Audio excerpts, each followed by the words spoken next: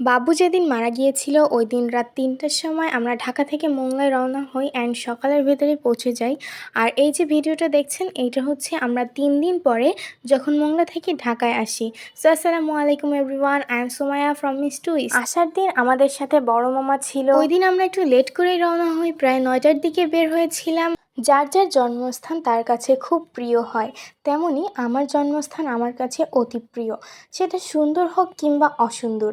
আর বিশেষ করে আমাদের দক্ষিণ অঞ্চলের সৌন্দর্য বলে প্রকাশ করা যাবে না। আপনি যদি দক্ষিণ অঞ্চলে ঘুরতে চান, হয় দক্ষিণ অঞ্চলের সৌন্দর্য দেখে মায়ায় পড়বেন, আর তা না হলে দক্ষিণ অঞ্চলের রমণীদের চোখের মায়ায় পড়বেন।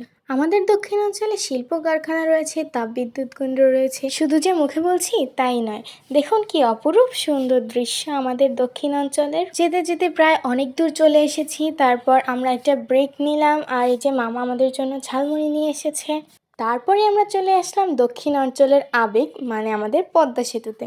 তারপর ঢাকার ভিতর ঢুকতে না ঢুকতেই সে চিরচেনা জ্যাম, কিন্তু আজকে মাত্রা অতিরিক্ত ছিল, প্রায় 4 থেকে 5 ঘন্টা জ্যামে বসেছিলাম। বলেন তো কেমনটা লাগে? আমাদের সাথে আব্দুল্লাহ ছিল, তো একটা বাচ্চাকে নিয়ে যে 4-5 ঘন্টা জ্যামে বসে থাকা কত বড় হয়রানিমূলক কাজ, এটা যে থাকে না সে হয়তো বা বুঝবে না।